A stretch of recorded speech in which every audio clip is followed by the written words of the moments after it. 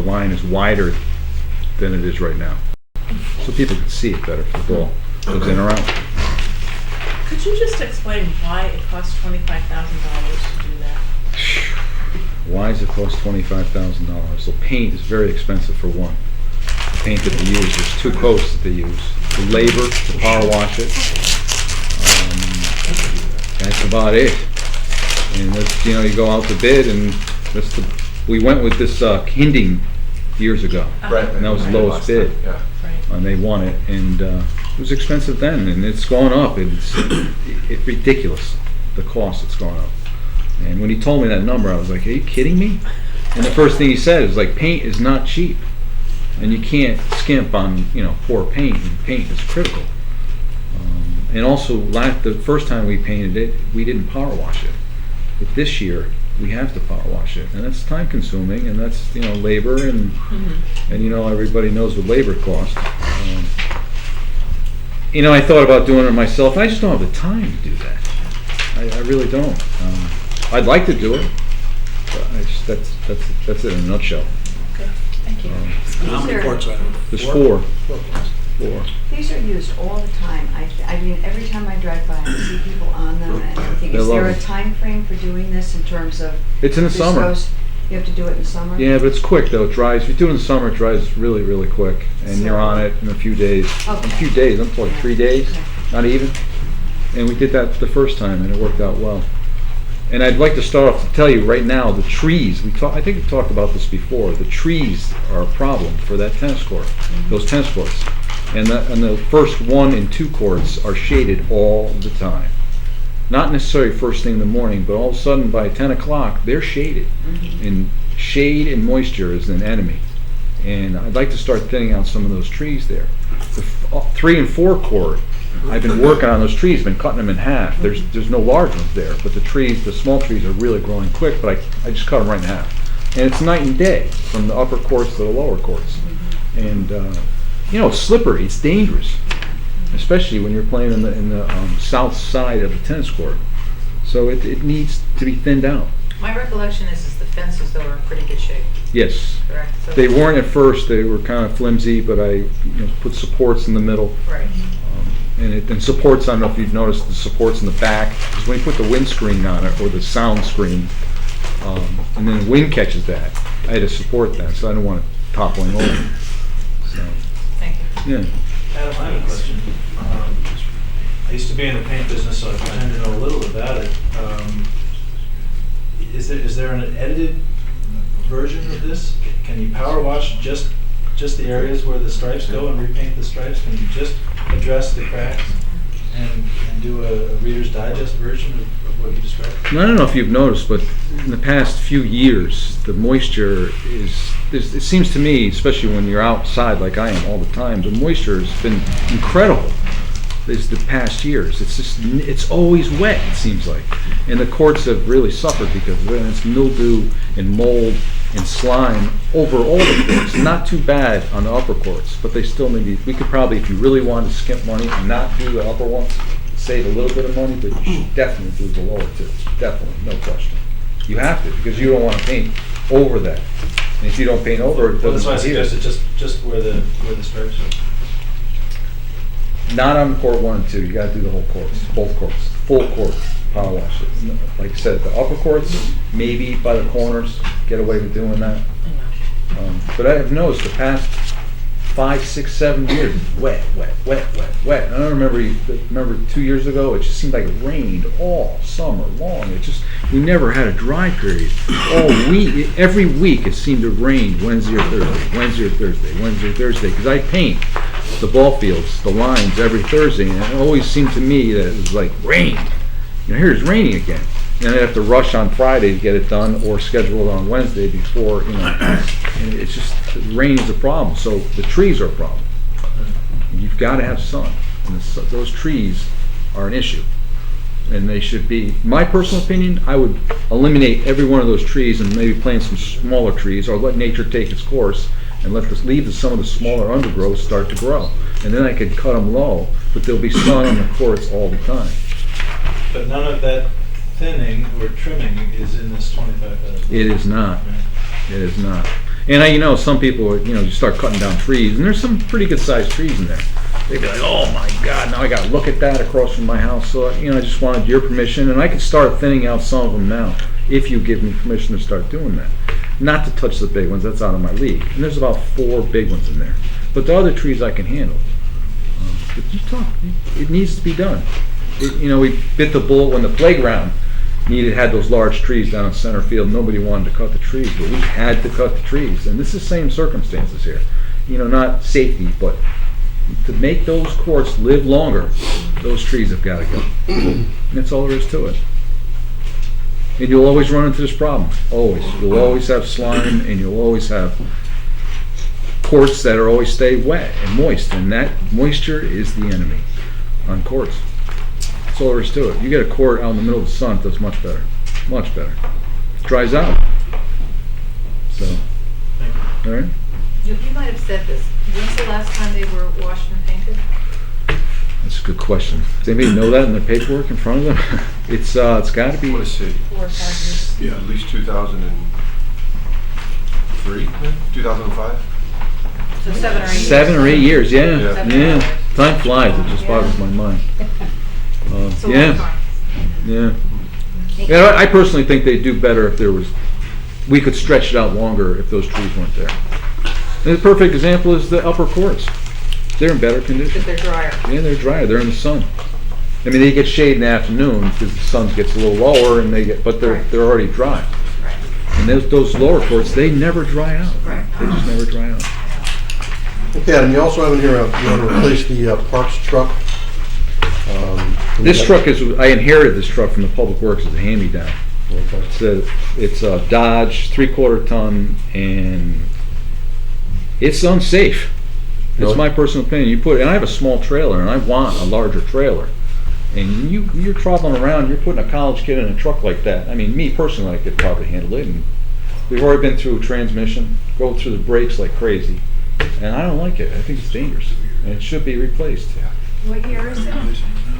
It's got 70,000 miles on it. It's probably 7 years old now. You can hand it down to the Public Works. Let them, Yeah. use it. That's what it was. It was the Public Works in the first place. Right. It's just not. It's not good. And we Is this should- the total cost, 30,000? It is. It is. And it's just a Ford F-350, 1 ton, heavy duty brakes, different rear end, so it's capable of pulling a trailer that's larger, which I could hold 2 pieces of equipment on instead of 1 piece of equipment. So I have to make 2 trips on a small trailer, and it's just a safer vehicle. Is that the state price? It is. It is. And the next page would be the trailer to go along with it. The trailer that we have that pulls, that truck pulls that trailer. That trailer's done. It's just rusted, old trailer. I don't even know how old it is. We have no information on it. We don't have We to- don't have that. That's a little further down. Oh, I'm sorry. That's 7,000. Yeah. And that would go along with it. Get the truck, get the trailer. It just goes hand in hand.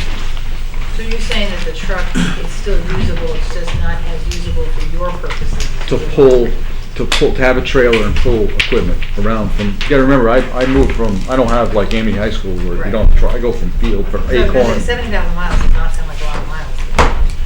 It is when you beat the heck out of it. A college kid drives it. But I understand Yeah. when pulling and towing. Yeah, I yeah. just want to understand what you're saying. Yeah, we lost a transmission this year. Mm. We did. Okay, I'm gonna go in the order that they're in our book, all right, Adam? Okay. The next one in our book, we went to the trailer, which, it's to renovate 2 ball fields at West River, looks like to purchase clay. It is. Which 2? West River 2 is a softball field, Mhm. which is not to size. It's stony. It's uneven. It needs clay. Bring it to official size. And the other field is field 1, which is near the tennis courts in the back. We've enlarged that to a 70-foot outfield, more clay. And it wasn't enough clay when we first did that. And we need money to fill that in because it's a hole. And then when it rains, it's like a little pond. And clay is $3,000 a truckload. Clay is not cheap. So in as much as you have this split into 2 years, how would that work? Well, you do one field at one time or a little at a time, and so it's not a burden on the town to get whacked like that. Do a little bit at a time. Okay, next you have reload walking trail outside of parking lot at Fitzgerald property. Okay. This request was from the, some of the residents had an issue about residents walking through the parking lot, and joggers, and someone might get injured. So the Recreation Commission came to me and asked me, what do you think, Adam, what can we do? And at first option, I said, let's go by the ice rink, out into the field a little bit, and over by the trees but it's too wet. There'd be a bridge there. I'd have to put a bridge in. At first, I didn't think it was that bad. Then all of a sudden, it rained and rained and rained and rained for 2 years, and I was like, I went to Tony, I said, Tony, I can't do it with the money that I asked. I can't, I need a bridge. You gotta have a bridge. And then I met with Inland Wetlands. Inland Wetlands said no. They don't recommend it. They don't want it there. So then the next option was go to the road, maybe widen the road and incorporate a walking trail or a path down the road and have it intersected with some curbing so the walkers can walk on one side and the drivers can drive on the other side. Inland Wetlands said no. It's the Peeper Pond on the right and wetlands on both sides of that stone dust road. The third option that I came up with is, I don't know if you've noticed down in the parking lot there, I planted some trees with some metal fencing around it. Go just on the outside of that, the walking trail, come out in front of the ice rink, and then go down the road. But put speed bumps on the road to slow down the traffic. With signs. Has anyone ever actually been injured? Not that I know of. It is dangerous because I went down there on a weekend. I met with the Inland Wetlands, and all of a sudden we're standing there and a car comes down the road, and we were just like, whoa. And mothers walking their children and their dogs. No, I'm down there all the time. I know. And you see it, and I see it all the time. And okay, is the first time unacceptable? So this is my idea of rectifying the problem. There's no other way unless you want to go way out into the middle of the field and eliminate the road completely and divert the path completely around it. Did you put the speed bumps in? Not yet. No, okay, so this is actually not with speed bumps, this is the cost of relocating the trail. This is with the speed bumps and relocating the trail. Okay, both, okay, Yeah. this includes the speed bumps. And I talked to the Recreation, John Adovich, and I asked him, I told him what I'd like to do, and he's all for it. Because the complaints are coming through him. Does Public Works plow that? They do, because there's a portal down there. And we don't plow. If that wasn't there, we wouldn't plow that. There's no need to go down there. And the only body that goes down there in the winter would be cross-country skiers. That's it. The porta potty was moved because nobody wanted, a few residents didn't want to look at it out in the parking lot. And I thought about putting some lattice work around it and doing it that way, and that just never came up, and it's just they wanted out of there. They just didn't want the pump truck, listening, I'm sucking a porta potty in front of their house, and we're residents. They want it out of sight on the corner, so that's where we put it. Yeah, but over the years, I've talked with Joe Hellauer about speed bumps, and he reminds me every time that the speed bumps create a problem at this time of year. For what? No, speed bumps would be made out of stone dust. It'd just be a hump. There'd be signs. But wouldn't the plow still dig them up? No. You just go slow. Pick up the plow, go over it. End of story. Simple. It's not going to be anchored in. You're not going to be driving along and all of a sudden, bam, you hit a speed bump and you rip it out. Say like at the transfer station, they anchor those in. And that works even all right with the transfer station. They're anchored. Then they pull up to it slow, they raise their plow, and they go over it. That's that. That's probably the one. It's one of the last things we do when we maintain the town is the streets and the sidewalks. Right. And when everyone's caught up, they take the payloader down there and just make a little path down there so that they can get down there. Well, and I know how eager the Recreation Commission would be to have the path separated from the road, at least as best as possible. It's not far away, but it's not it's not in the parking lot. And I put a couple signs, pointing, path. This is not, That's it. No more walking, no more jogging, and you know, you guys see it down there. There's children down there jogging in the morning sometimes. There's It's a running club. the running club, the Amity High School, Beach Road School, seniors, dogs, everybody's going through that parking lot. And you know, like anybody else, everyone's pulling out, and there's all of a sudden it's like, whoa, you know, watch out. They're still going to have to walk in the parking lot. Parking lot's a parking lot. You have to get to your car. But the walking is going to be out on the trail. The running is going to be out on the trail. And it's a good thing. And I'm going to be doing the work. I mean, I'm going to be excavating it, putting in the stone, and putting the stone dust in. If you guys go with that, I mean, talk about it, think about it, you know. I have no other options other than going way out into the middle of the field. And all I've heard is grief from that. Oh, you can't do that, you know. So. Okay, how about the, you have an irrigation at West River ball fields? This was another request from the Recreation Commission. They wanted that. That number, that's a guesstimate. It came to me late that they wanted to have this done. Called a couple of vendors. It took forever. And they finally got back to me, and that number, you erase that and put $90,000 on it. And why do we need this? I mean, I understand what irrigation is, but There's also a grant, a grant, yeah, I mean, I go down there for, It's pretty good. a bunch of my sons and his friends are in the softball league, and it looks pretty green to me. I mean, you know.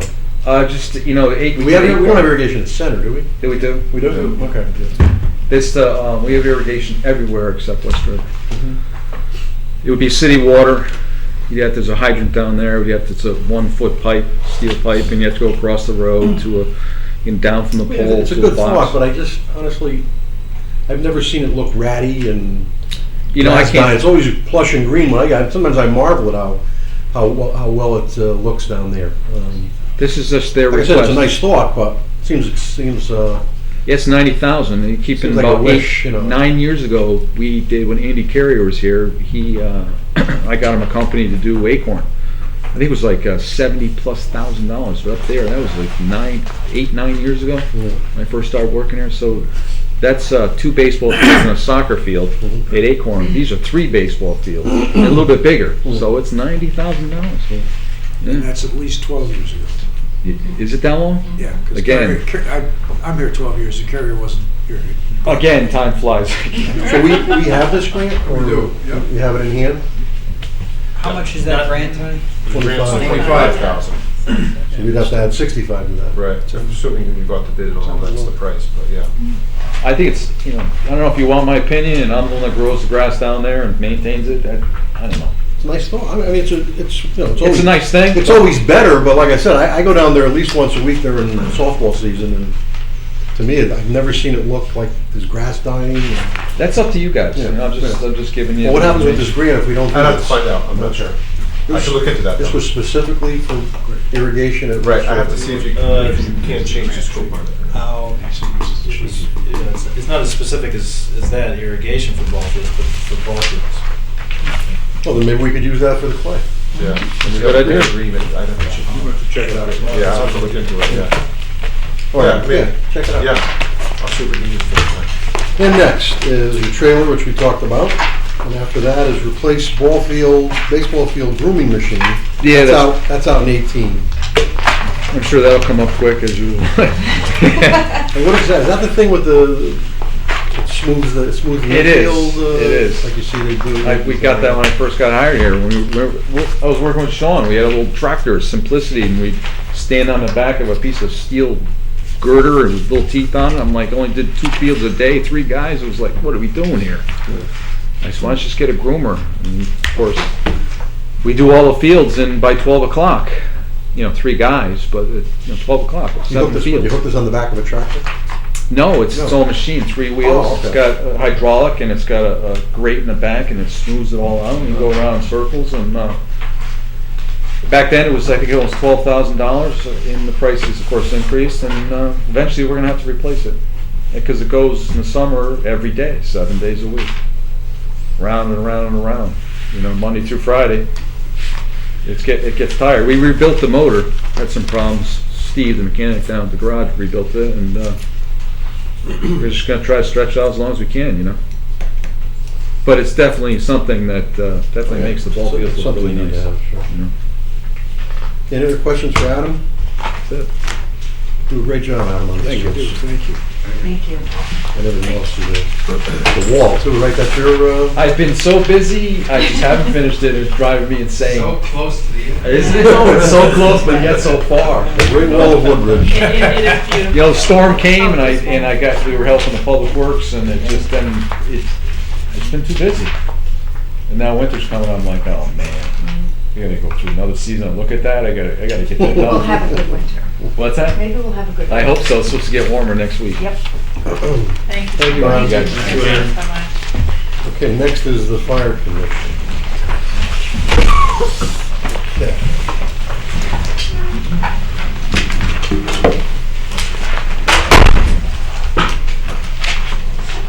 So, we'll do the same, we'll run through these, I'll give them in the order we have, I don't know if it agrees with yours.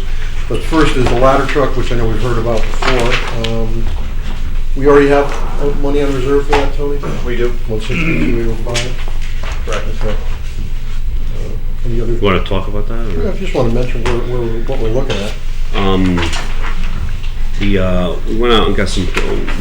We have a committee right now looking to replace that ladder truck. We're getting estimates anywhere between 1.1 and 1.2 million for that piece. There is other ways we can do it, which I think we should have another meeting to discuss. We could buy a demo truck, which is basically a brand new truck and could come off the line. We could change the options on it and probably save $250,000 to $300,000 off of that number.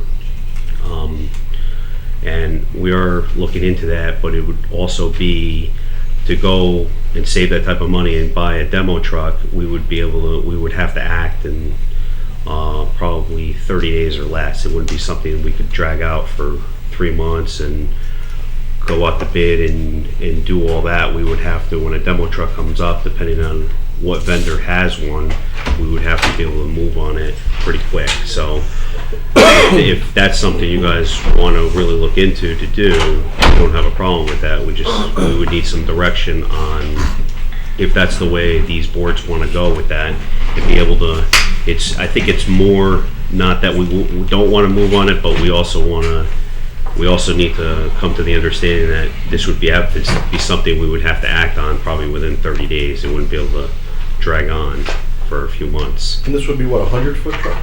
This would be a 100-foot ladder truck, yes. We actually demoed one about a month ago.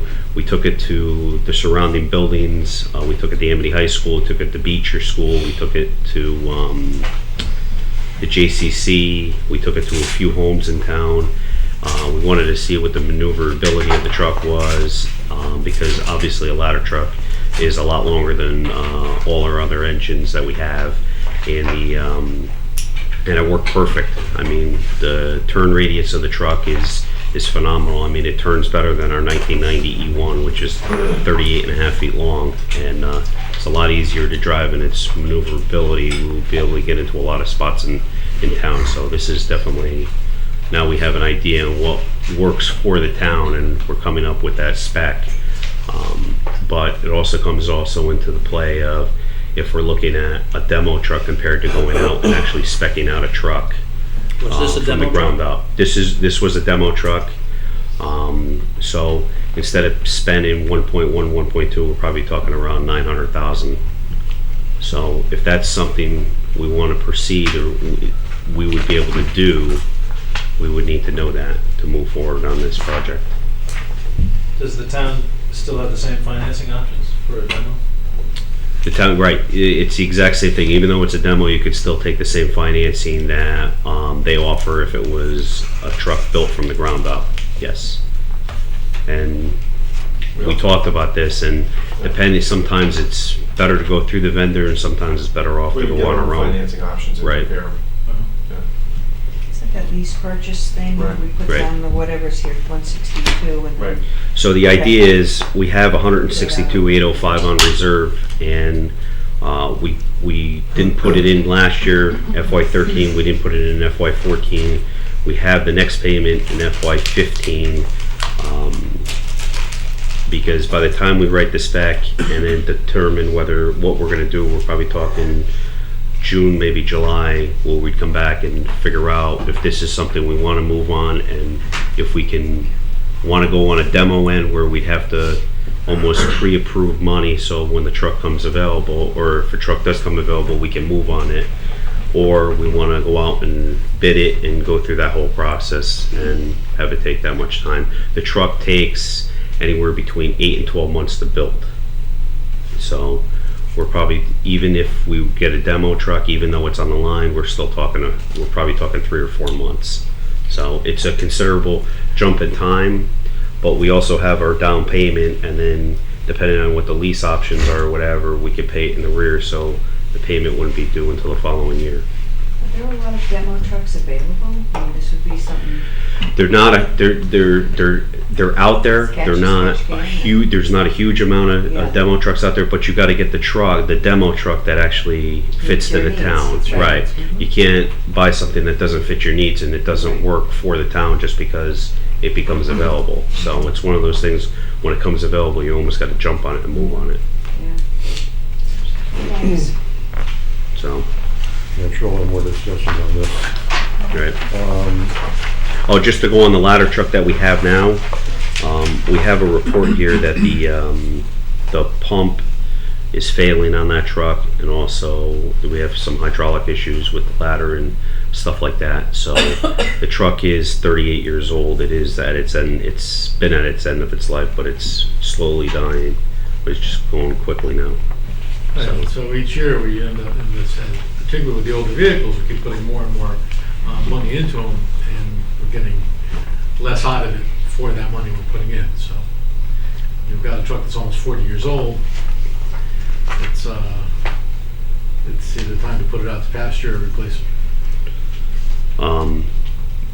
What's the next one you have? Tanker 8. Tanker 8.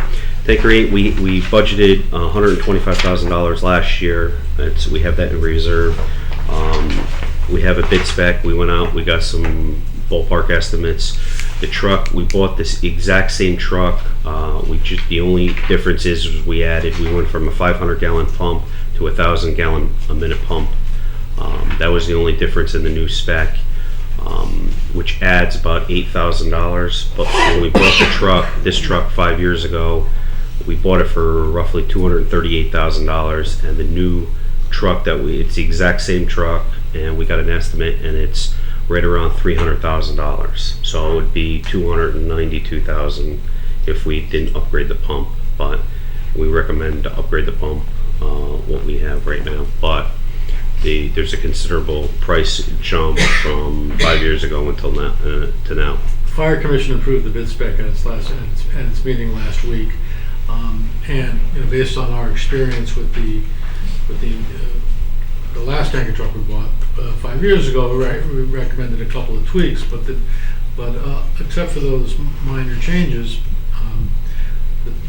the bid spec is essentially the same, and we see great value in having two trucks that are virtually identical, both operationally and for training purposes. This truck was it's a 1978. It started out as actually a garbage truck. The existing truck. The existing truck that we have, we changed it. We took the body off. We put aluminum body on it. Holds 4,200 gallons of water. And what's happening is the wiring in the truck is a mess. There's no heat inside the cab, so in the wintertime you freeze, and there's no way to fix the heat in the cab. And what we're actually looking to do, it holds 4,250 gallons of water. We're actually looking to go down to a 3,000 gallon tanker. What we've learned throughout the years is with 2 3,000 gallon tankers, what you do is you actually end up lapping the 4,200 gallon truck. So when we call other towns in for mutual aid, because when we have a big fire, even our 2 tankers can't keep up. So we'll call Bethany in, who will probably bring us 2 tankers. We'll call Seymour in, who will bring us a tanker. So we can have 5 or 6 tankers running. The problem with this truck is it holds that extra 1,250 gallons of water. And what we learned is by the second loop when it goes and fills up, it actually gets stuck at the hydrant, and then it gets stuck at the pond because it takes extra time to fill up. And then when you get to the pond, it dumps its water.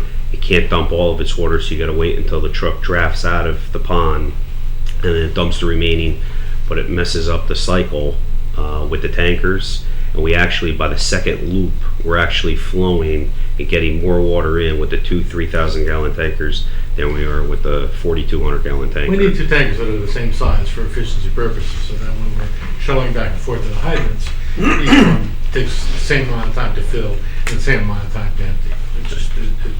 It makes better sense for us operationally. It's a little counterintuitive that a smaller tank truck is going to be faster, is going to be more efficient, but it actually, our experience shows that it is.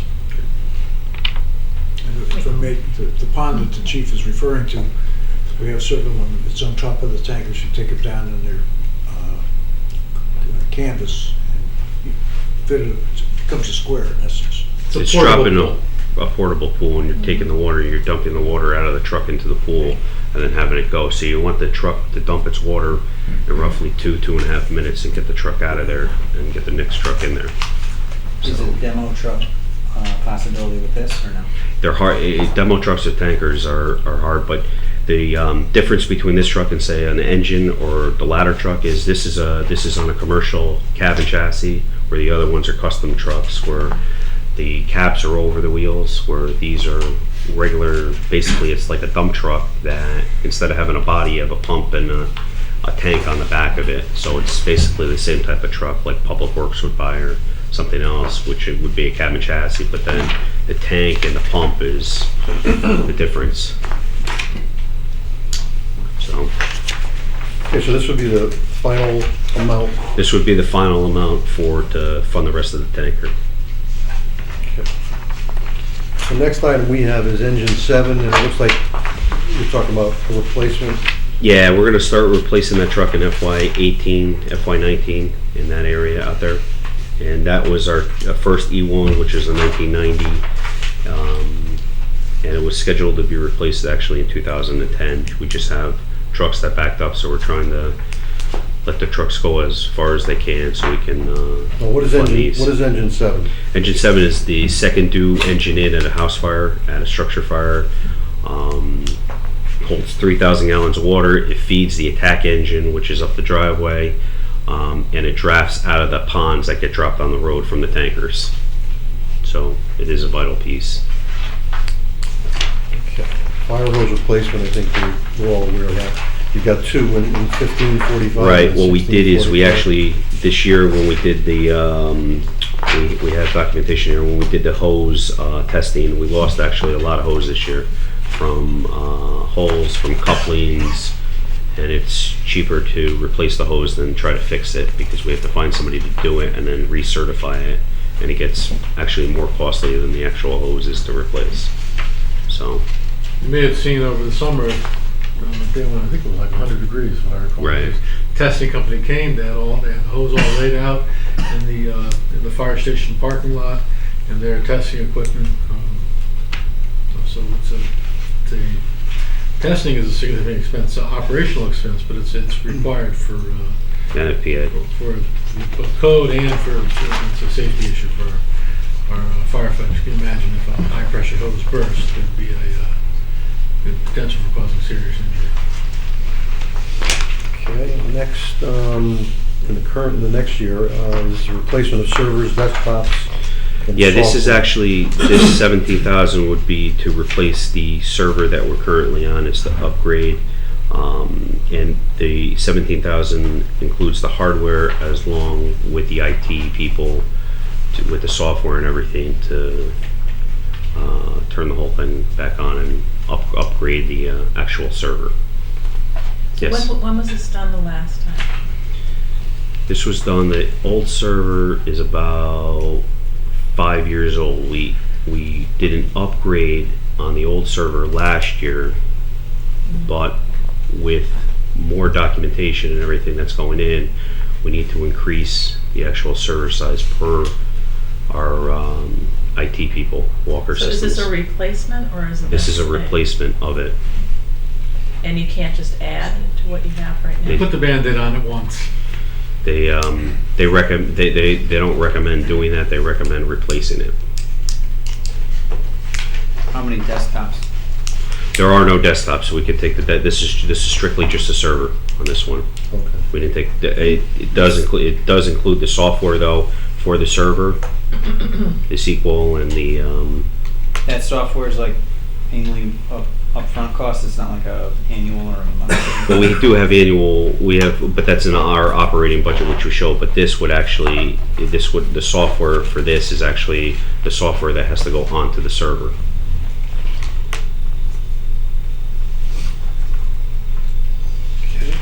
And then we have portable radio replacement in the next year for 65. Portable replacement, we had $75,000 last year, which we purchased these portable radios. These are our new portables. We changed out of the HD1000s, which were roughly 15 years old. We got some guys using the HD1000s. We picked out the best of the HD1000s that didn't have as many problems to use in the meantime until we did the other half of this replacement, which would be coming up this year, which we bought these this year to replace the HD1000s. And if we look to a new radio system, these are all compliant. They're P25 compatible, and they're everything's narrow banded, so we're up to snuff where we need to be. How much is one of those units? Each one of these radios is roughly $2,800.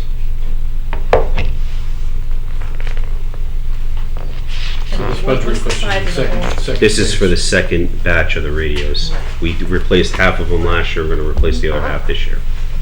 And it's for firefighter safety. And the old radios, the HD1000s, we can't repair anymore. And we couldn't repair them last year. That's why we did the conversion, because we had radios that went, and once they go, they become bricks and they're no good, and we can't fix them or do anything, and they're not reliable anymore.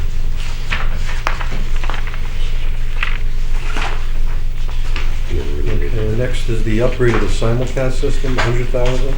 We talked about this last year, we put it back into this year. We're actually having a meeting tomorrow morning at 8:30 with Ed and Tony, the police department, to talk about upgrading to the next generation of the radio system, off the simulcast system. By doing that, it would actually be a positive thing for the town, not just for the PD and fire. Public Works could actually benefit from this. The old HD1000s that we still currently have that we don't want to use for life safety, we could actually issue those to Public Works, and we have some mobiles that could go in the trucks, which we could offer to Public Works. So we would get Public Works off a low band, move them over to high band on the radio system that we currently have, and have a spare townwide channel. So if we have a disaster, we have an event or something, we need a channel that all three departments could talk together on, we would have that spare channel. And then the two new channels, one would go to fire and one would go to police. It'd be on the new GTR system, which we're running Quantars now, and we would be able to be good for the next 15 to 20 years. But repurposing those old radios to Public Works, I think is a tremendous benefit for the town, because right now, the department, we can't communicate directly with the Public Works Department. In the case of a natural disaster, that's potentially very, very important.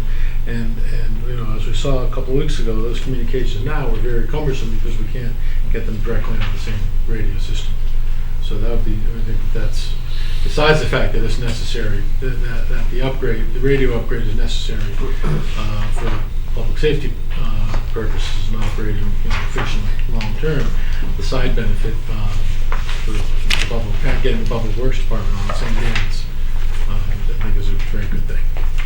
So you guys are going to get a better understanding of this? Oh, correct, yeah. Is this just the fire part of it? In other words, is this? No, this is just, we put or $100,000 police, because it depends on how we, what part of the system we do is gonna depend on how much it is. We put 100,000 in last year, we put 100,000 in this year. And we're, it's not gonna be $100,000 or $200,000 system, it's gonna be more than that, but we need to figure out and have a plan which way we're gonna move forward so we can go out and get a price on it. But we wanted to So show it this is as a sort of a budgetary item because placeholder. this is something we need to That's really fine. look at and move forward over the next couple of years to do. And And finally. this actually should be a separate budgetary item, not necessarily in the fire department budget or the police department budget or public works. That's why It should almost be that's a, what I was asking about, right, because it sounds like it's at least 3 departments. right. That if this works. Yeah, the Right. money we've put in here does not begin to cover. Exactly, right, I think we said this last year. Right. right, You have to get a complete Right. understanding. exactly. Because, I mean, between the police and fire, I get, with all these radios and simulcasts, and I'm lost. Yep. There's too many there's the handheld radios, Yeah. and there's the Somebody get thing, Matt and there's a the piece of string or a repeaters. couple and of cans. Yeah, I'm totally, so we have to rely on our, We'll sort that out. yeah, okay, good. great, okay. And finally, you want to purchase a skid steer. It's a small skid steer, it'd probably be a used one we're looking at. Reason being is, for when we have a storm-related emergency like we did a couple weeks ago with the hurricane, we'd be able to go out there and clear roads quicker if we had another machine rather than moving it by hand. We clear the trees. Clear the trees off the I road. missed the meeting, when you guys talked about this, what is it It's a machine you sit in, and Okay.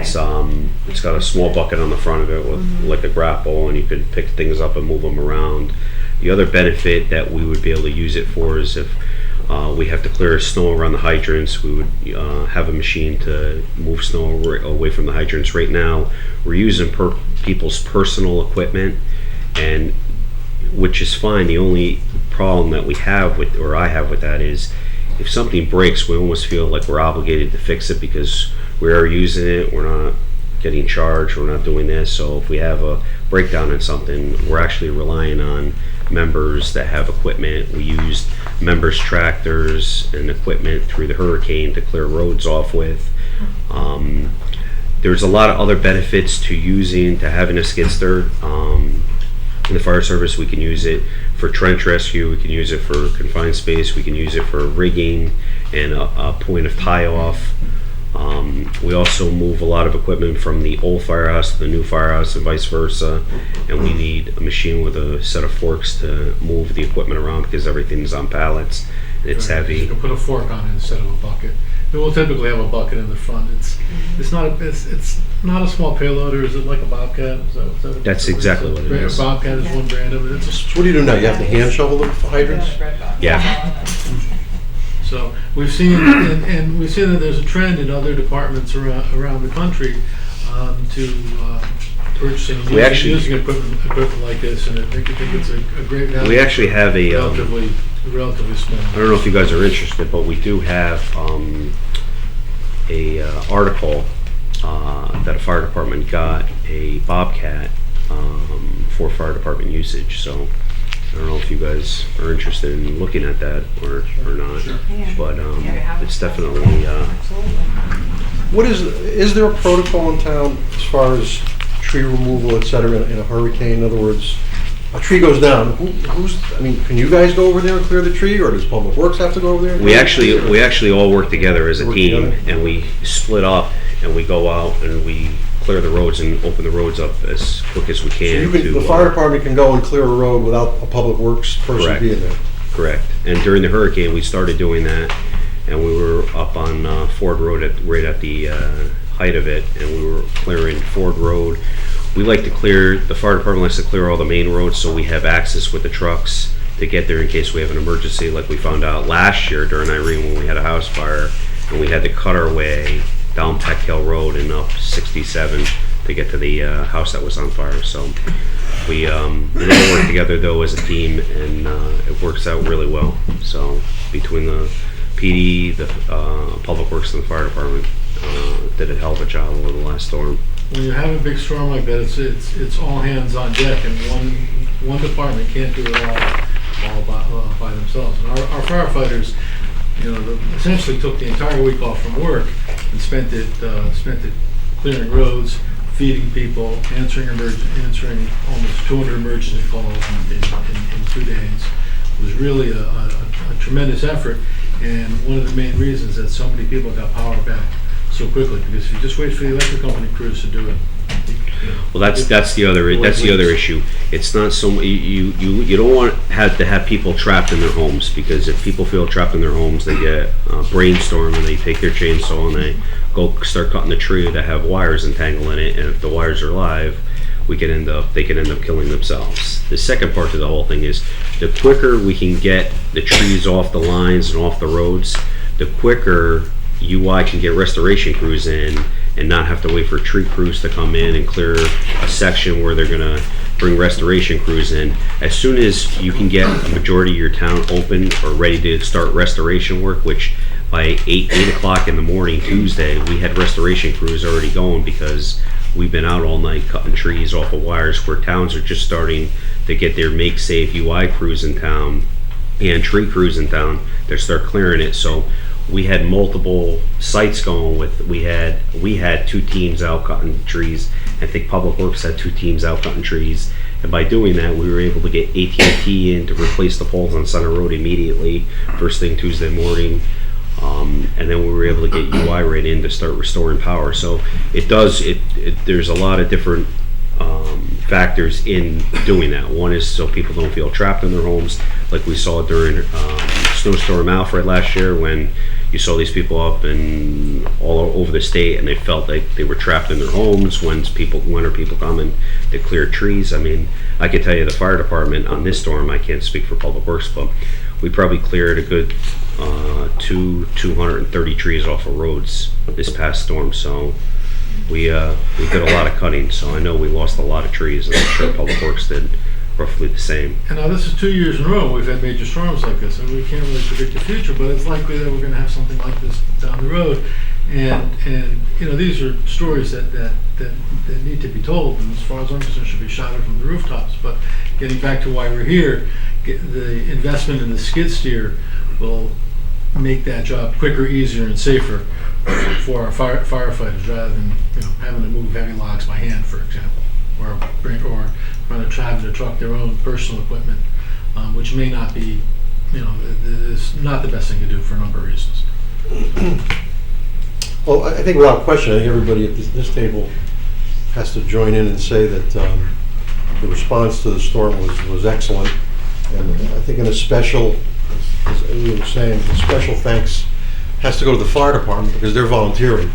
Whereas obviously if Public Works is out there for 16 hours, they're getting paid for it, and police and whatever. So I think a special acknowledgement to the volunteer firefighters for all the work they did is certainly warranted. And I know the town has got to be grateful for it. So, because the response was excellent. I can remember driving out and seeing them out there in the pouring rain and the miserable weather, and as soon as something went down, they had the lines up blocking traffic from going, and they were there watching it done. So thank you, I appreciate that. And it's the preparation too. If you went into the fire station over the weekend preceding the storm, it was just buzzing with activity.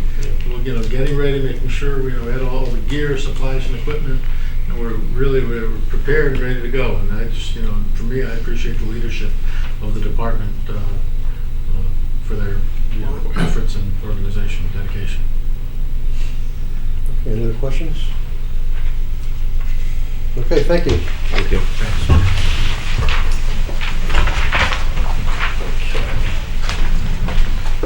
And now we have the Board of Education. The Board of Education.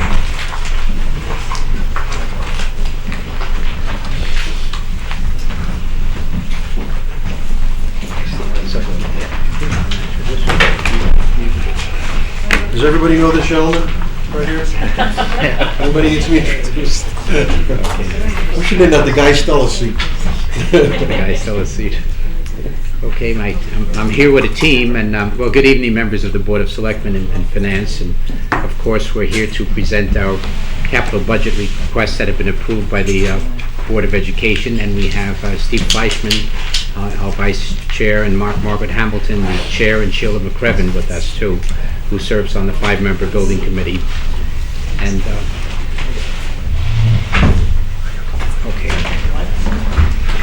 our approach in preparing the capital budget has been a holistic one. we looked through a big lens at the next 6 years and said, where do we want to be at that time? And how could we approach this in a systemic way and in a way that fits everything together and involves us more as partners with the town? And our requests were built on the following beliefs. One, we want to be good caretakers of the facilities and good stewards of the grounds that constitute Beecher Road School that has been entrusted to us. We realize that these assets are resources that not only serve the children of our school, but also belong to the citizens of Woodbridge. And we realize that we are partners with the town in caring for them, and as I said, we want to be good partners with all the town departments. We understand that our job is to present to you the needs that we see for maintaining and improving facilities from year 1 to year 6, trying to project into the future, and the use of the grounds and the use of technology at Beecher Road School. We also understand that the citizens of Woodbridge cannot be overtaxed, and therefore that the boards of selectmen and finance will have to decide what will be funded this year, what will be funded next year or in the future years, and maybe what won't be funded. It's our strong belief, however, that money wisely spent today will contribute to the success of our educational mission and at the same time save taxpayers money in the future. So our commitment is to continue the process of transforming Beecher Road School into a new century model of education, and transformation is the word of the day because there's such rapid changes that are taking place around us in education and in society around us, and that environment definitely plays a very, very important part in that process. So we are committed, we make a strong commitment to work to provide, to improve and maintain the Beecher Road School grounds and facilities. The next slide is a snapshot of year 1. You have the entire 6-year plan in front of you. And our highest priority, highest priority of the board, of course, and I'm sure of everyone, is the upgrade of Beecher Road School. We're all aware of the fact that, now I'm not talking about myself, that the facilities are aching because of age and crying out for attention. One consultant mentioned that we ranked at the bottom 20% of the country as far as efficient use of energy, among schools, and that classrooms are heated unevenly. We're on borrowed time with our heating system. Several of the roofs have outlived their life expectancy. And we understand too that if the update is funded, and we hope it will be, that perhaps many of the other items that are listed in year 1 will have to be shifted and so on, but that's the decision of the boards of selectmen and finance. There are other items on here that we'll talk about as we go along, but another priority we have is technology. We want to maintain our replacement cycle while adjusting to the new trends that are demanded by a rapidly changing society. And our children, in fact, each one of us live in an environment where technology plays such an important part. It's so integrated into the fabric of everything that we do. So it's not a luxury, it's part of accelerated instruction and a new mode of learning. We thank the boards, Board of Education, Finance, and Selectmen for their past support, because that has really restored Beecher Road School as a premier learning organization in the use of technology as a tool of instruction. And I say that with pride, and as a tool also that allows us to go past the many walls of Beecher Road School out into the world and to bring the world into Beecher Road School. But in addition to the physical equipment, we're blessed with teachers who are leaders in the field of technology and the use of technology. One of those leaders is Rick Wood, who has served many years at Beecher Road School. He's seen the evolution of technology as an instructional tools over the years, and he's played a big part in the success of the school. He also serves on the executive board of SECA, which is a state organization, and his influence is statewide as well as regionally, and we're very fortunate to have him. He will talk about our technology needs.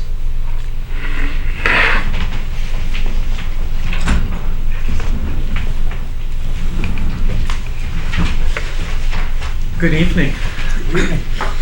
On behalf of the students and faculty at Beecher, we thank you for your continued support of improving and the integration of technology into teaching and learning.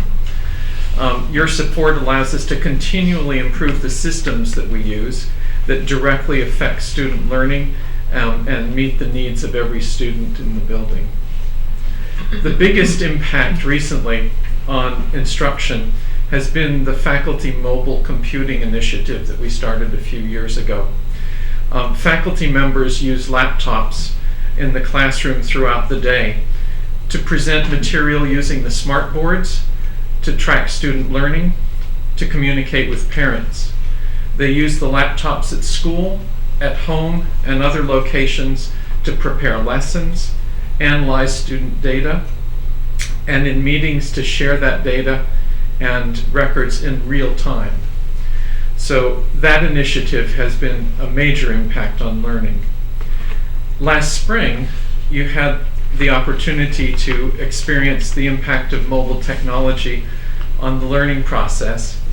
The second grade students that you met shared how they used the iPads to collect information, to record their thoughts and ideas, and to create projects to demonstrate their learning, communicating with teachers, and to assess their own learning.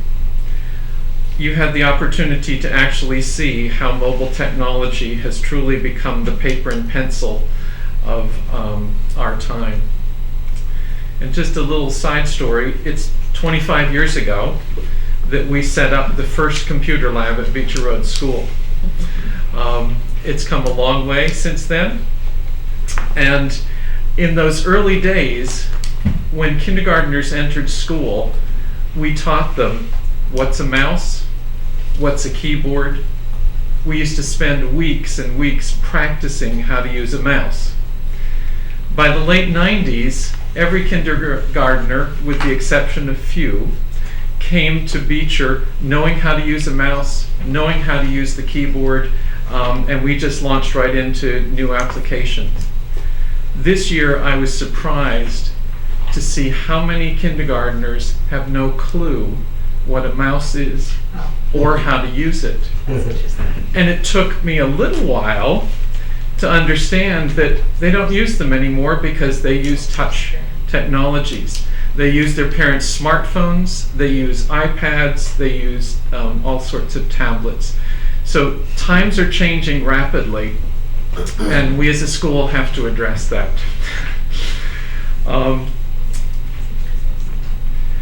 Using the money that was allocated this year for student computing, we're in the process of expanding the use of mobile technology to 7 classrooms across the grade levels. The classroom teachers involved in this program spent their own time during the summer researching grade-appropriate applications, developing plans for the integration of the iPads into their classrooms. The technology team's working side by side with these teachers to monitor progress, to evaluate the effectiveness of the devices, and to provide guidance and support for the teachers and the students. We also are we spent money on replacing mobile computers for the faculty. As they age, we need to keep them up to date as the systems age. We replaced 3 office computers this year. And just a side note, the office computers are used all the time now. Student information systems, data management systems, communications, calendars, state reporting, financial management, everything is handled through the computer systems in the offices. The classroom projector replacement has begun. We started putting smart boards in 6 years ago, and the projectors of those original systems are burning out because they're used to such an extent throughout the day, and with time they burn out. By replacing them, we prolong the use of the smartboard systems and continue their use. The infrastructure portion of our plan this year has been put on hold for a while. State of Connecticut is rethinking some of the systems that they are using and that they provide to us.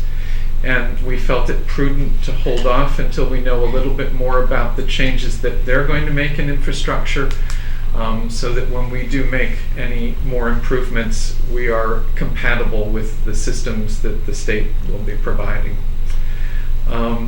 The video display units, if you've been in Beecher and walked down the C wing toward the technology center, you've seen student projects displayed on a large video screen outside the technology center, because a lot of student work is now done digitally. We're putting in 2 new display units at the entrances to the school so that parents and everyone coming to the school will be able to see that work, to see the student news program that's produced weekly, and to see other items that are of importance in the school. And that's in progress. The Rotunda projection system, we're finalizing decisions on that system right now. We have been projecting in the Rotunda using a cart that we wheel into the middle of the room and run all the wires to and from it through the audience. The Rotunda is used for many meetings, for professional development, but also many parent gatherings to see student performances and student sharing take place there. So we need to do a system that's not going to endanger the audience as it's used. So those are the things that we're in progress managing for this year. Does that infrastructure upgrade that's on hold, does that account for it? It's just $95,000 for technology rather than 125? Is that? I think historically you've been asking for 125. Yeah, what I have, if I may mention, what I Sure. have done is I've asked all of our departments to remember that we want to increase our quality of education, but we have to be, again, very respectful to the taxpayers. So I asked them to come in as low as we can, but at the same time doing the job that we need to do. But if you could add But anything you want to. I think the items I was talking about, Ed, are the current year's purchases. Right. And the You said for next year was on hold. No, for right now. We haven't Okay. expended all of the funds. I'm holding off on that decision with administration, so that we use this year's money prudently. And I'll talk a little bit about the difference.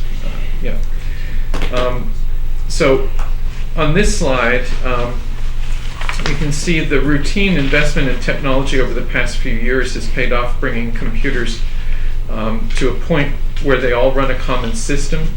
Even the oldest computers that are now just over 5 years old run the current systems, whereas back in 2007, 8, and 8, 9, we had 2 different computer systems running because of age differences.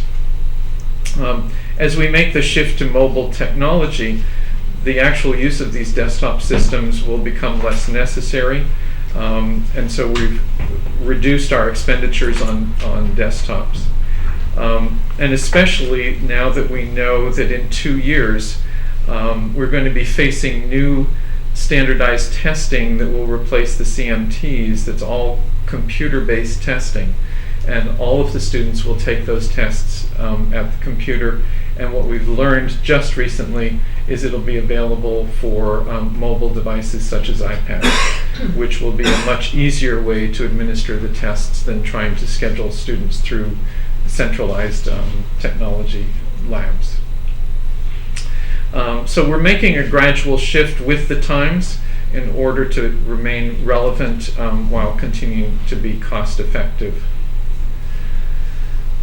This year, as Dr. Stella said, he charged us with maintaining the systems that impact student learning, but keeping the costs down. And so we're proposing for next year that we continue just with the replacement program and not introducing any new initiatives. So the 5 areas up there continue to replace, as I discussed, essentially for this year's expenditures. And because we understand it's a difficult economic time and the challenges that presents, we're maximizing the impact of limited funds and making the gradual move to mobile technologies as part of the replacement process instead of tackling it as a whole new initiative. So, thank you. Well, I have to say that technology at Beecher Road School certainly supports the new mandated, state-mandated systems of change. There's tremendous change coming from the State Education Department with new accountability systems, new systems of testing and so on. So we're very well postured for that. And I'd like to just repeat the fact that Beecher Road School goes beyond teaching for a standardized test. And the technology initiative is one example of that. Our children are engaged in activities that many elementary schools wish they could be involved with, and that prepare our children for not only the middle school and the high school, but the type of life and studies that will require a lifelong learning and learning without sense of location or place and so on. So.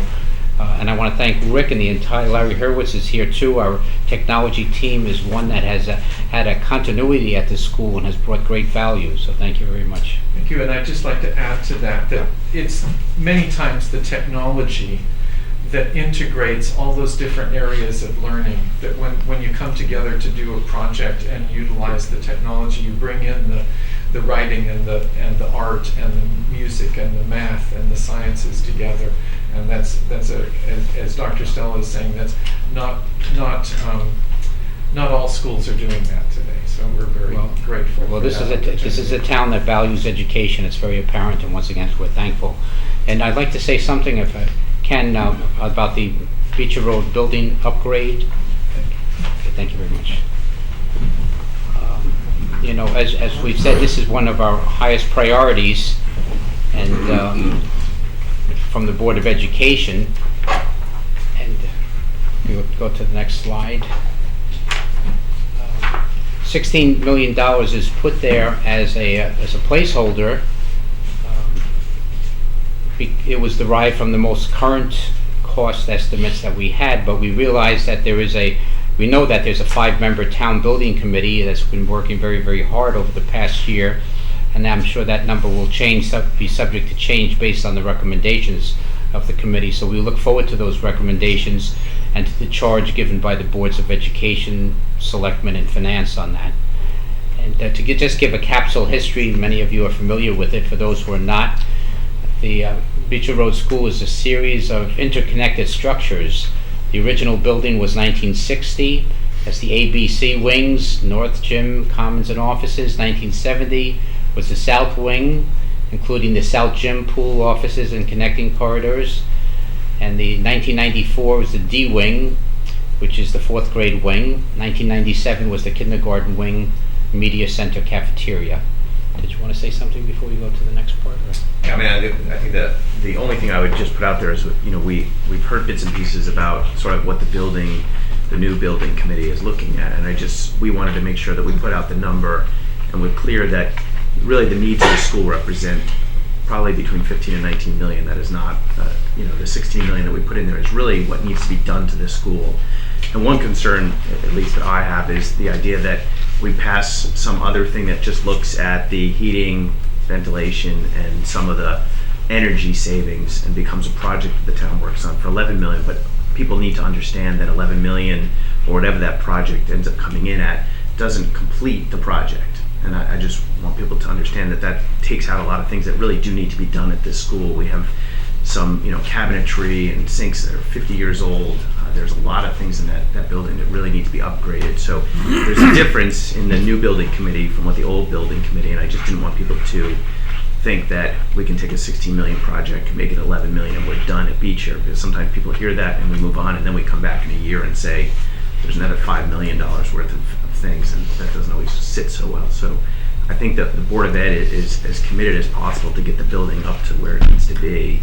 And just, you know, we put it in there because we really think it is the priority of what the school needs to get done. Well, building on that, what Dr. Fleischman said, what we'll do now is present some of the needs that we see at the school that are in addition to any energy upgrades or things of that sort. Now Al Pulo, the district's Director of Business Operations and Facilities will speak further about those requests.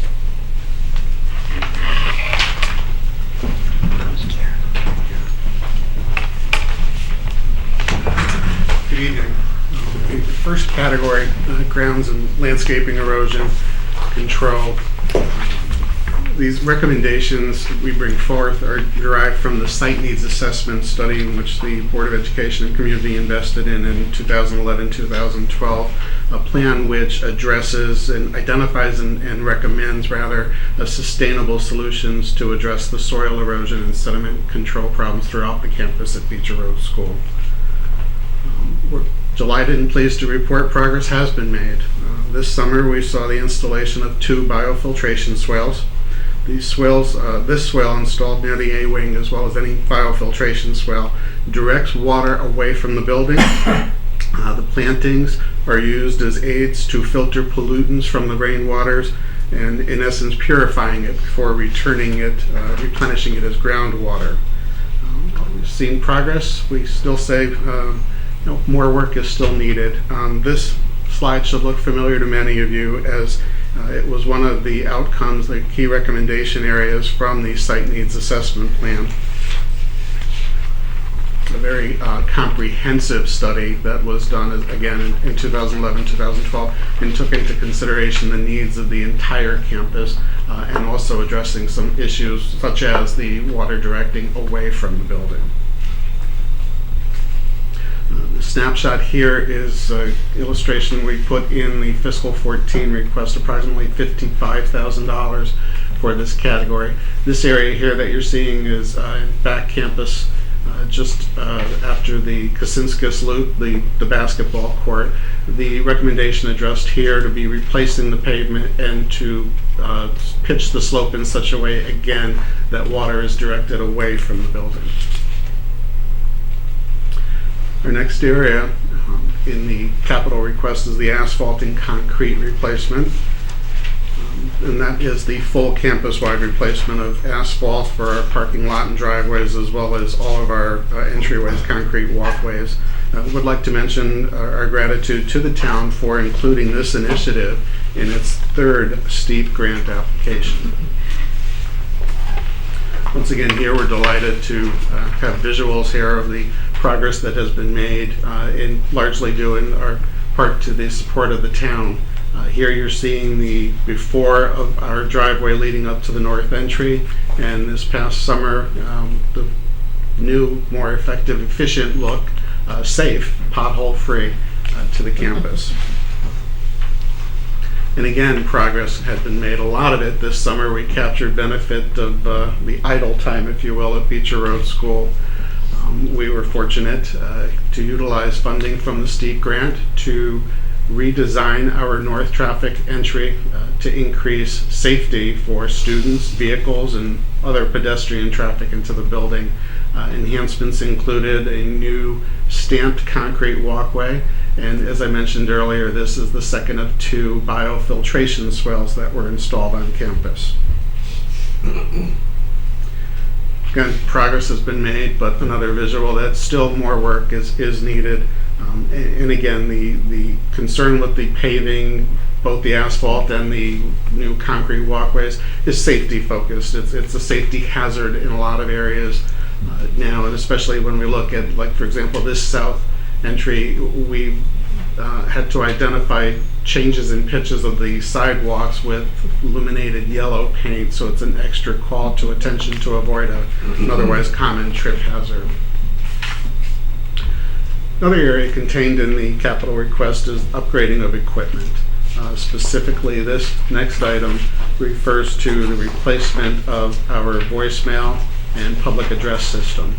This slide shows here some of the typical problems that we've seen. One key area I call your attention to is the most recent occurrence where we had a failure on our voicemail server. And due to the age of the equipment, it sometimes is difficult for the vendor to go out and to secure replacement parts to it, but we've been able to do so now up to this point. But again, we've been alerted, and the concern continues that the equipment is aging and the problems will continue, that the frequencies of problems will continue. Our next project area concerns the kitchen and cafeteria equipment. Primarily, our request in fiscal year 14 is the replacement of tables, mostly our older banquet-style tables, the longer rectangular ones to a style similar to what's pictured here. A few key benefits of it. One, obviously, the circular round table increases student social interaction, but we would also achieve a productivity and efficiency increase in that, specifically when our maintenance staff goes to clean up in between lunch waves with such a short window of time. The ability to be able to fold up tables quickly, wipe and clean, and then reset them up for the next wave in a much more efficient time span than is currently afforded. The next area of concern relates to the cafeteria acoustics. And the cafeteria is an area obviously used daily by children, but used by adults and community members for various meetings and events as well. If you've ever visited the Beecher cafeteria during any lunch wave, obviously, as is expected, there's a lot of noise levels, but because of the design of the room, the sound, there's a lot of bounce and echo in sound. So it's often hard to hear conversations, even within student youngsters at the same table. Should also note that the Board of Ed, in its current operating budget, has funded the study to move forward to identify recommendations for acoustical system improvements to the cafeteria. Next project is the removal of well heads, both north and south at campus. These wells are no longer in use. Obviously, in this, the focus drive behind this initiative is the increased student as well as any pedestrian safety to visitors, all visitors of Beecher Road School campus. This visual here is to give you an idea. We increased the safety with the construction of the stockade fence. However, it's a temporary solution, and the amount placeholder in this capital budget request is to allow us to achieve permanent solutions to securely and permanently abandon the wells where they're in a safe fashion. Next area is replacement of our casework and cabinetry, the classroom sinks and cabinets. Most of the equipment is over 50 years old, and I believe, as was mentioned earlier, it's again common with aging equipment that repairs are more frequent, and securing the replacement part for those is also more problematic in equipment of that nature, of that age, I'm sorry. And finally, final request is for the replacement of our media center and library carpeting. The media center is often referred to as the nerve center, the hub of the Beecher Road School, and it's trafficked and visited several hundred students, parents, and staff on a daily basis. The carpeting is 15 years old. Is it livable? Yes. Is the optimal replacement? It's certainly, because 15 years old with that kind of traffic, it's certainly exceeded its life use and expectancy. Well, we've presented our, we've tried to present our capital budget request in a holistic, comprehensive way. And again, we know that boards have tough choices to make and so on. But this slide, this is an indicator of what happens, what the success we have had working together. And when I say we, I mean all the constituents of our school community, of our town, of the town departments and so on. Here you had the first selectman said this in his speech there. 2 playgrounds. He doesn't know of any town in Connecticut that had 2 playgrounds built on a school property in less than 6 months. And again, there was a vision, a tenacity to stay on course, no matter what the obstacles were. Everyone contributed from every constituency in one way or another, even problem solving. We figured out together how to get a variety of sources of financing to do it. And in less than 6 months, those 2 were created, and the children were the beneficiaries as well as our town. So we thank you for your attention, and we appreciate your consideration, and all of us are here to answer any questions that you may have about particulars.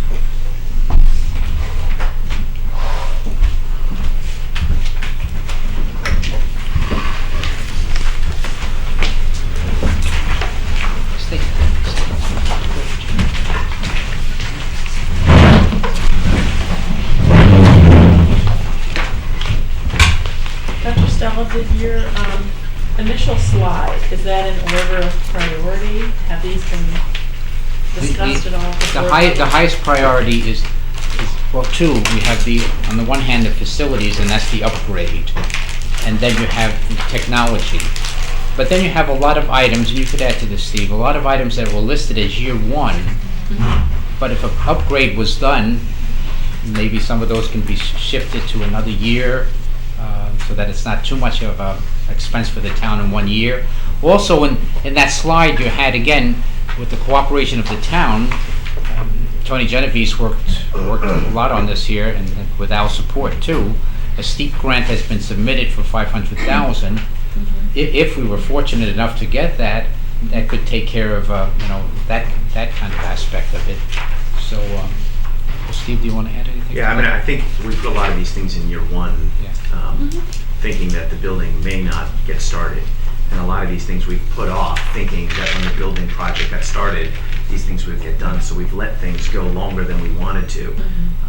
So something, for example, like, if the building project is smaller and cabinetry is not included, we would love to have that done at the same time so that we don't disrupt the classrooms this year, next year, and the year after. So we understand that some of these things may not get funded in year one, and I think a lot of it depends on what happens with the building committee. Obviously the technology is a separate issue, and I think that's a high priority for us and continues the mission that we've been working on in terms of using technology for education. But I think a lot of the other things, can be sort of moved, in or out depending on what projects get started. But we really feel like we need to get started now on some projects, and so we're hoping that we can get some things moving towards the grounds and maintenance. So would it be possible to just give us maybe a one-page summary that says, okay, if the building project goes forward, here's the things that are included, and these would go along with them, versus if the building project is not funded or agreed to, then what would you want done this year, in what priority order? So if the building project upgrade is funded, which one of these would we want to see included in that? Correct. Which, yeah, sure. So that might be something that is answered when you do get the building project presentation. Several of these items that are here are both here, and potentially they're going to be in the building project. So at that point, we would be able to say, all right, casework or telephone, voicemail, PA is in it. So then you would know, yeah, that's the 112 there for the PA system. No, doesn't need to be done. We're talking about being able to bring that project to you before you're making decisions on this budget. Certainly in the next several weeks. So we're close. I think you're going to have to hear the report of the building committee, which will be given initially to the Board of Education. Okay. They will digest it. They'll make a recommendation to the board, to Selectmen and Finance, and then we'll digest it.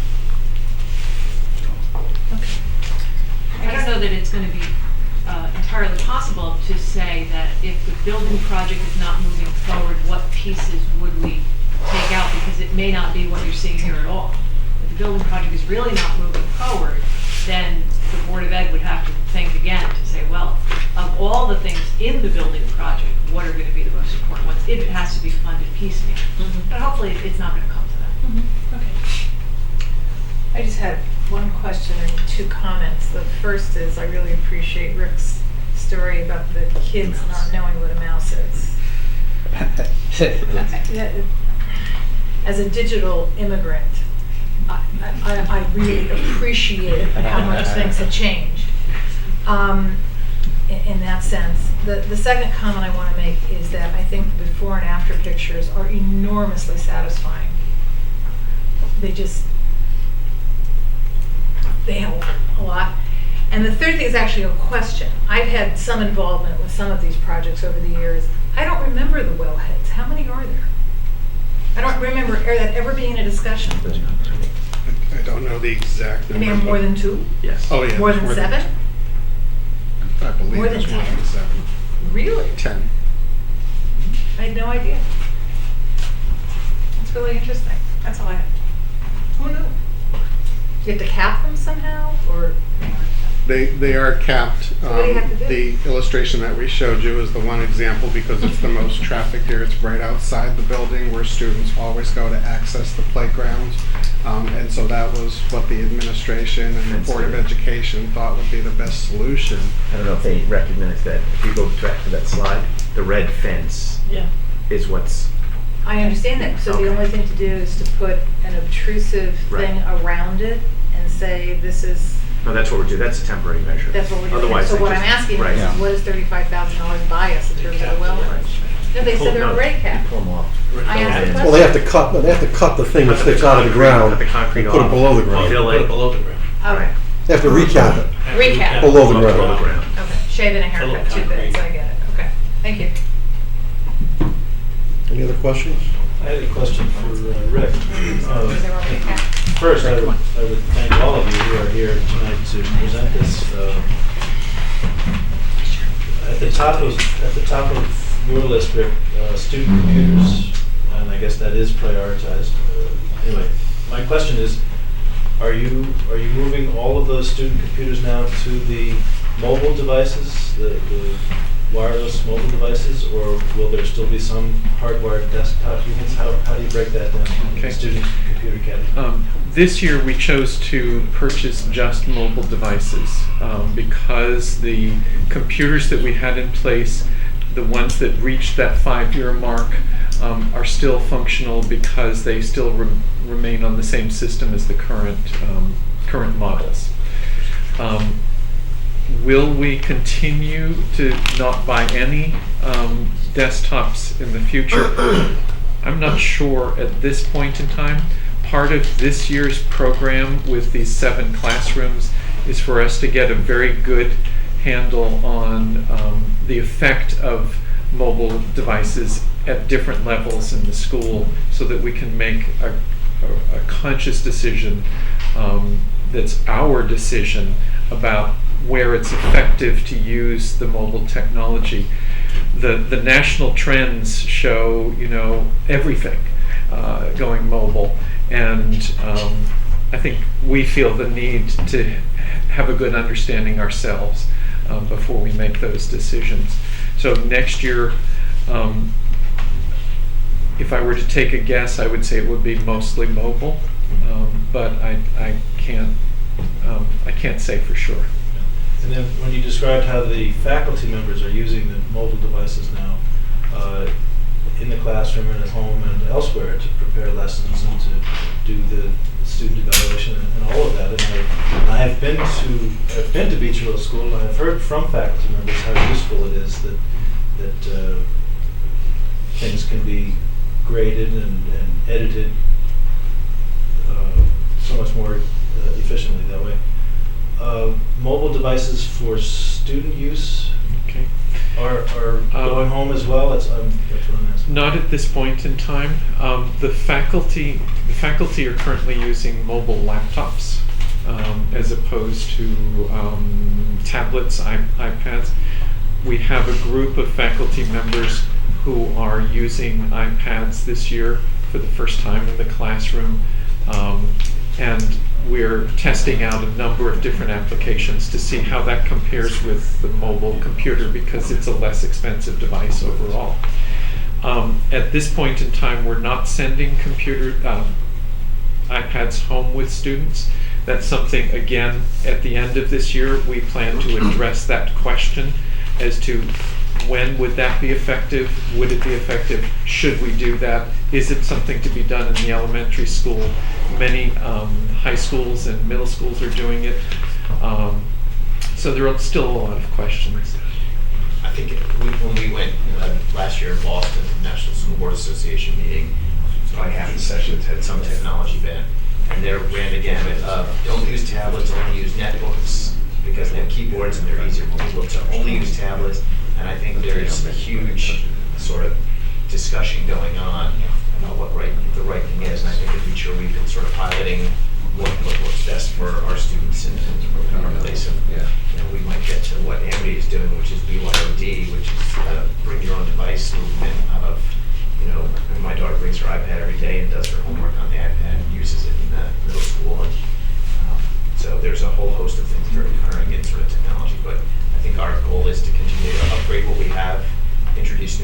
see what works best with our teachers and our students.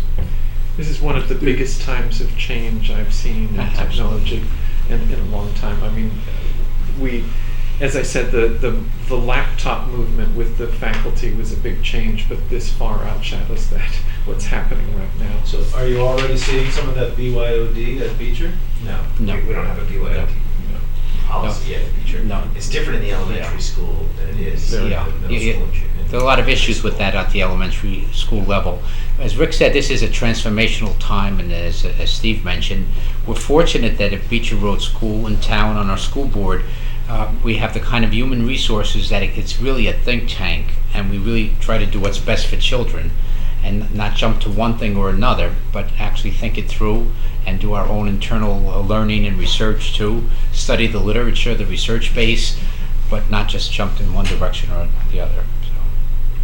And it There's a really breakdown in the packet of how this $95 is proposed to be spent. So, I mean, it may help. Thank you. And again, we can't thank the boards enough for supporting this initiative. It has really impacted the quality of education at Beecher Road School, and it's heading us in the right direction, so thank you very much. Anything else? We appreciate your time. Thank you. Thank you very much. Okay, so. Steve, thank you. Thank you. Appreciate what you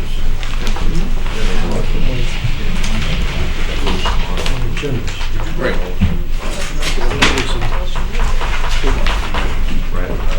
Yeah, you got two. You got those are mine. Yeah. Just because I shared potato chips. I know that. I didn't even take my paper. Do you need the agenda? A little late, right? Probably close to it. More things to send. Yeah. Always. I'll shoot. Never a short. The tennis court is looking pretty good right now, right?